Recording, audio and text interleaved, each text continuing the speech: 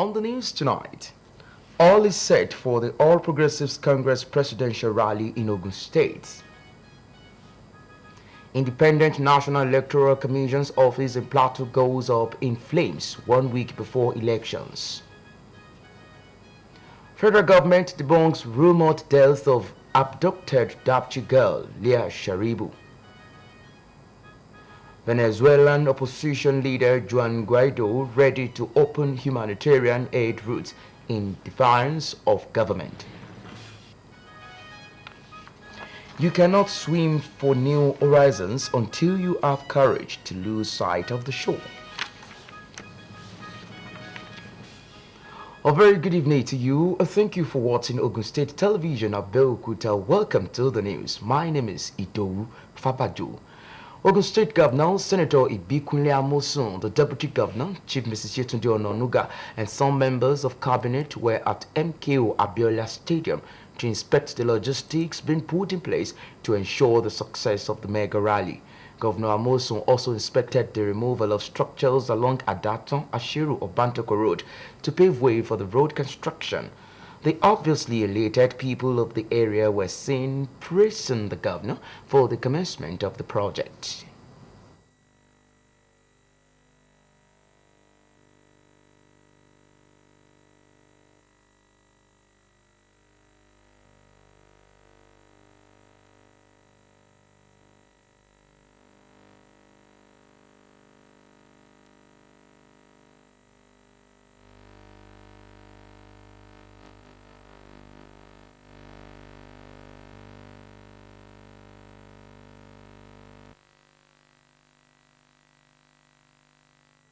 Meanwhile, all is set at the MKO Abiola International Stadium, Kuto Abeokuta, to host the campaign of the All Progressives Congress presidential candidate Muhammadu Buhari on Monday, 11th February 2019.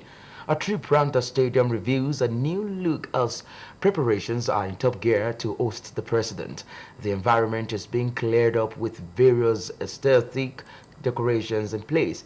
Security officers in the country are also on ground as at the time of filing this report, finishing touches being put in place for a successful and smooth hosting of Mr. President. In the meantime, Governor Ibikunle Amosun of Ogun State says the state is ready to receive President Muhammadu Buhari for the All Progressives Congress presidential mega campaign come Monday, 11th February 2019. Amosun, while addressing the crowd of supporters who gathered in Abeokuta for briefing on how the rally will go, charged the people to come out en masse to receive the president at the MKO Abiola Stadium in Abeokuta, the state capital.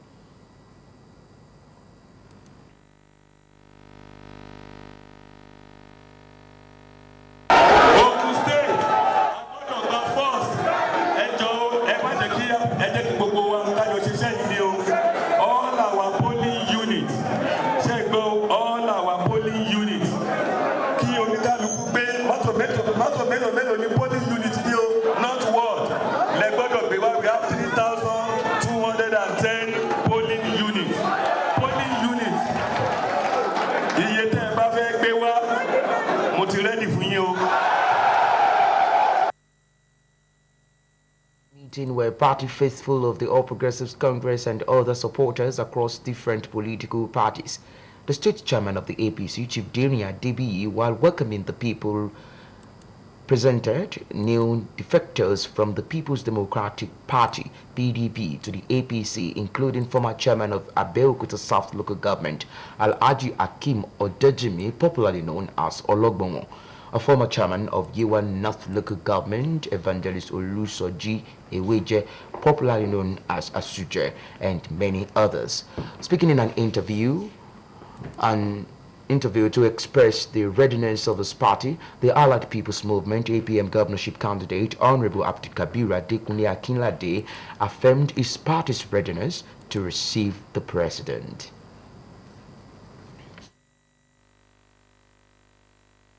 Tell them that the president is coming to the state, and when it comes, we're mobilizing everybody, all APM members, we're mobilizing all APC members from both APC, APM, because what we're trying to do is to make sure that everybody comes out.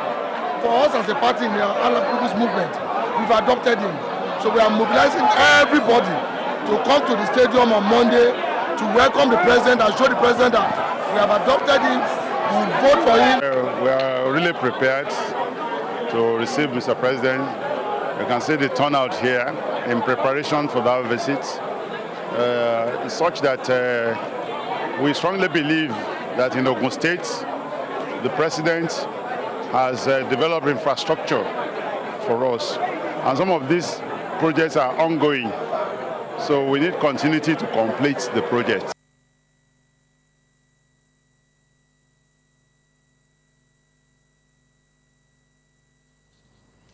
Ahead of the forthcoming general election, the Ogun State Council of the Nigerian Union of Journalists, NUJ, has organized a debate for candidates aspiring to be the next governor of the state. The debate, which was held at the June 12 Cultural Center, Kuto Abeokuta, featured 7 candidates who discussed issues ranging from politics, education, healthcare delivery, wealth creation, employment generation, among others. Sunday Olaniro reports. Alright, we'll bring you details shortly.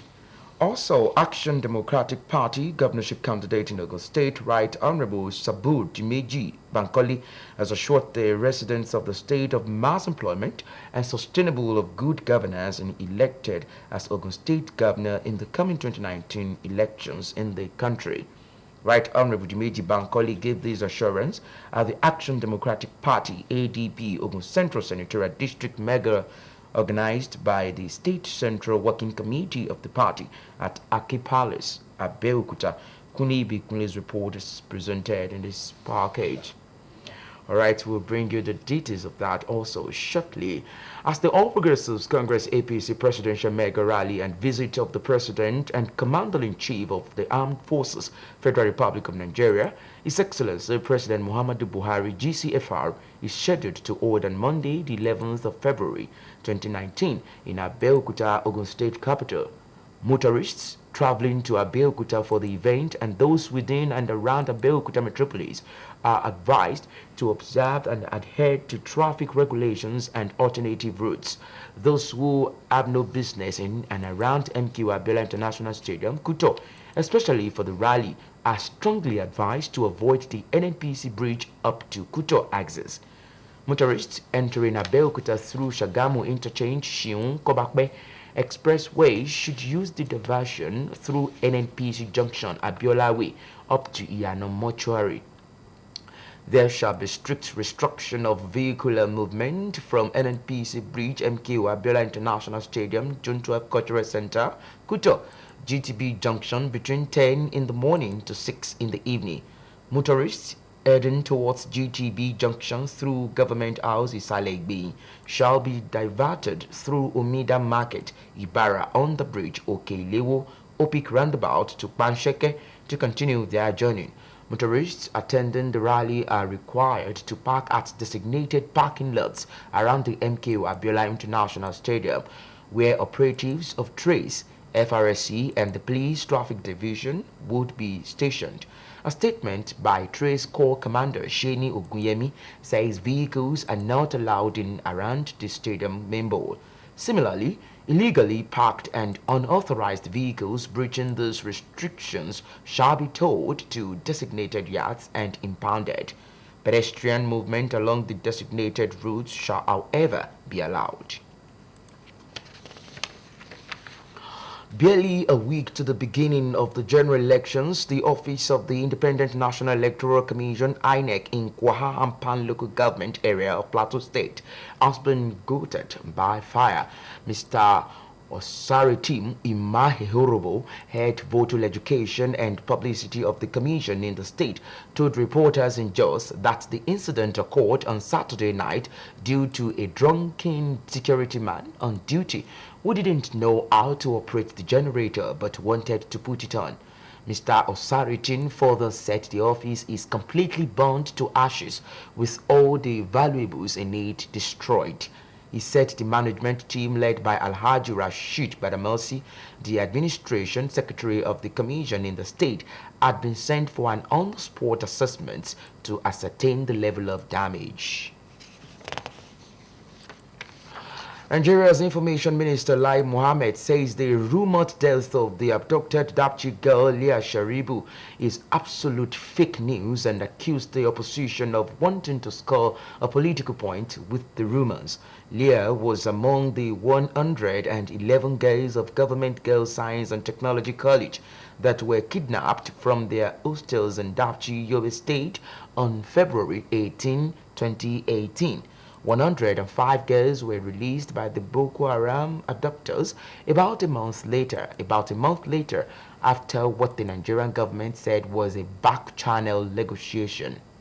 While 5 of the girls died while being conveyed to Dapchi by their kidnappers, Leah was denied freedom because she refused to convert to Islam.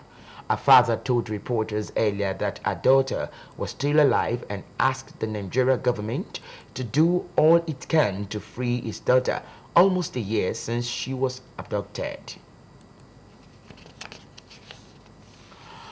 Ogun State Governor Senator Ibikunle Amosun and his counterparts from Ondo and Ekiti states Rotimi Akeredolu and Dr. Kayode Fayemi joined the Oshibodu and Shonibare in the celebration of love between their daughter Abimbola and son Toby. It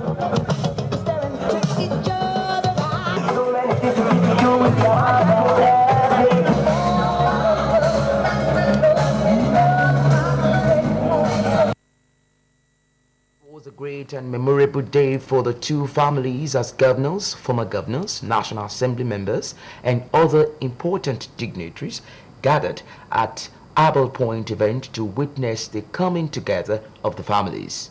The colorful and grand reception became electrifying as the couple made their way into the hall amidst cheers and applause from dignitaries.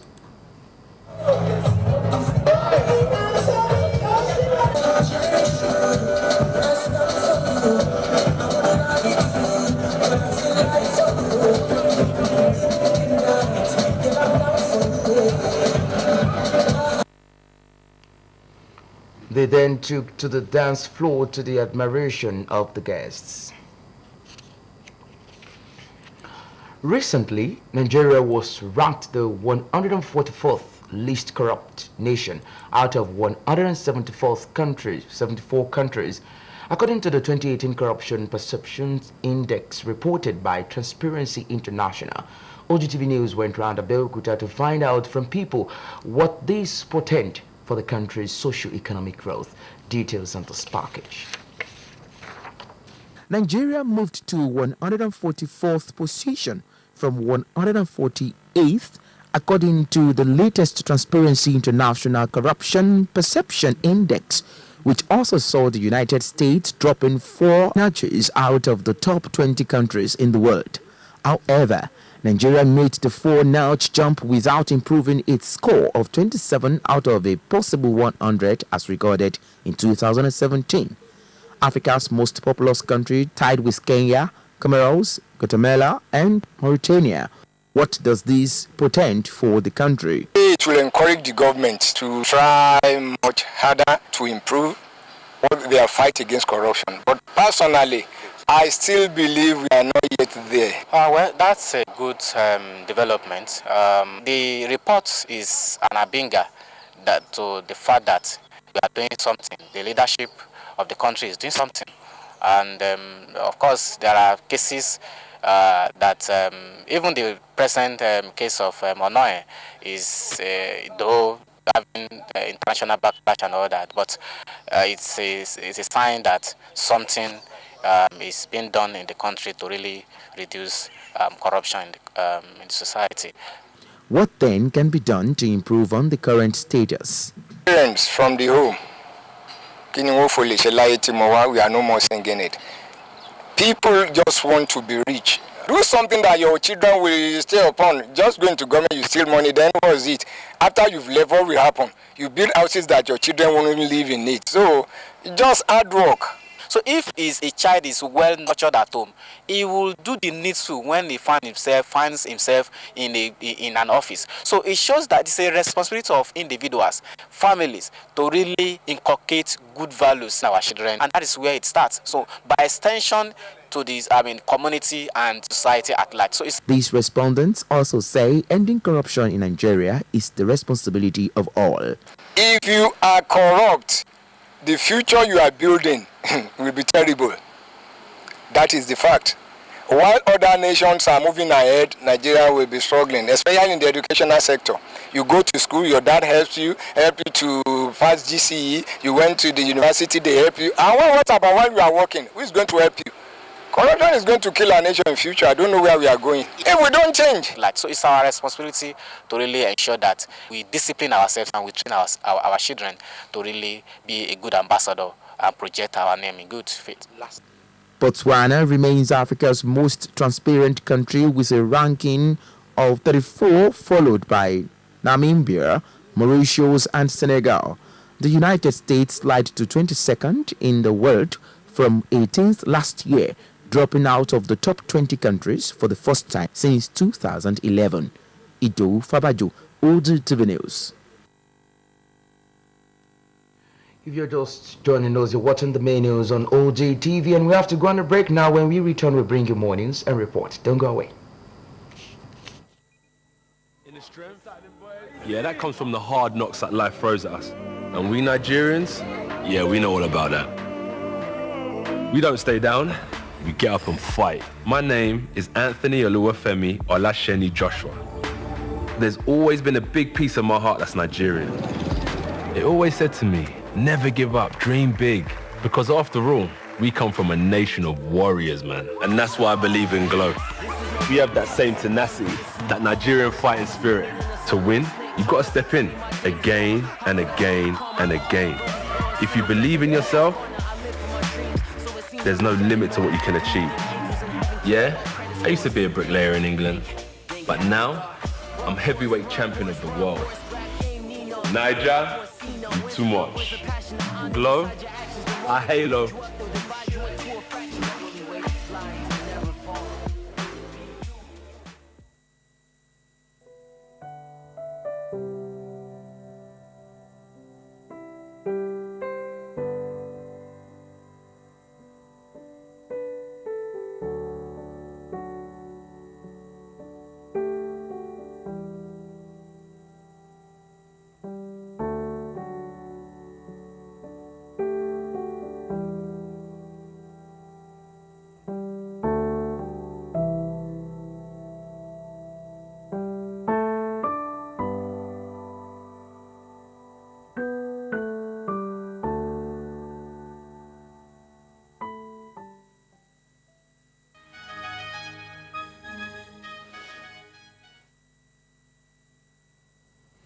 You're welcome back. Away from the shores of the country now, Algeria's ailing president Abdelaziz Bouteflika is to seek a fifth term in April elections, state media announced, despite health issues that have kept him largely out of the public eye for years. The 81-year-old head of state in power since 1999 declared his widely expected candidacy in a message to the nation that Algeria's official APS news agency said it was released later the same day.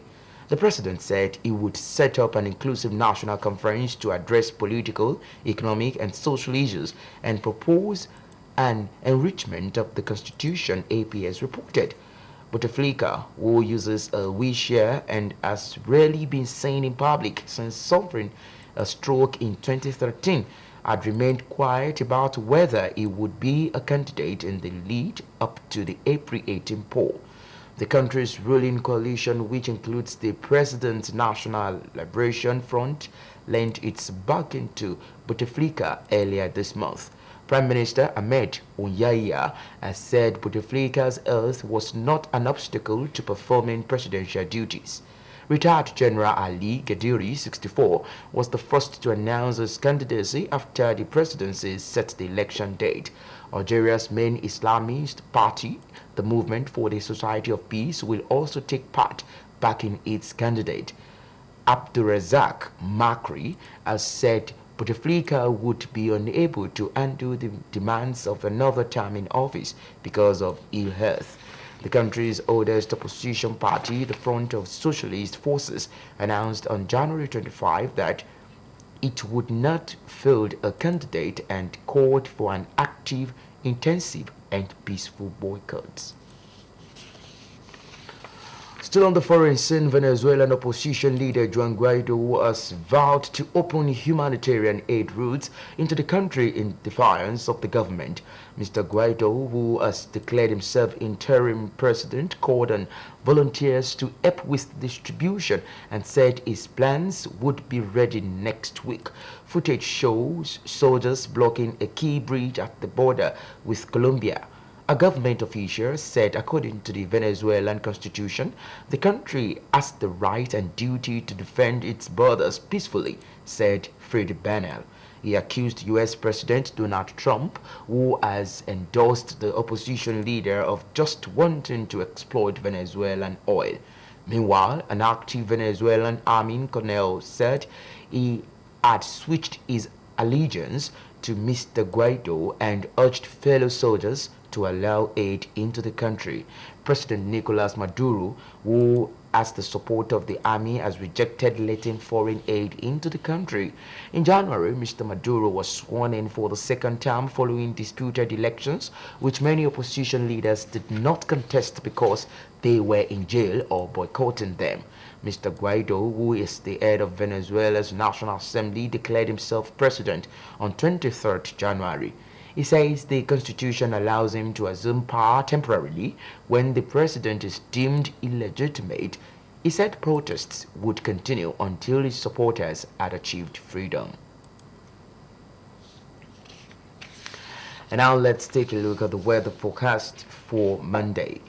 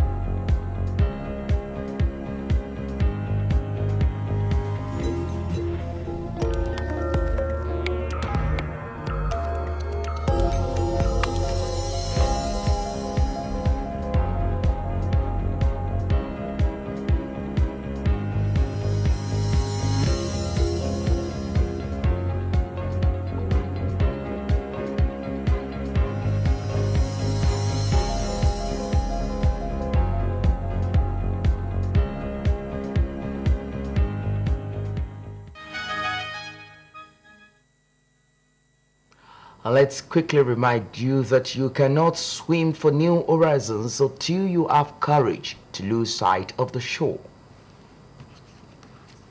And that's it on our menus for today. Many thanks to you for watching. Good night.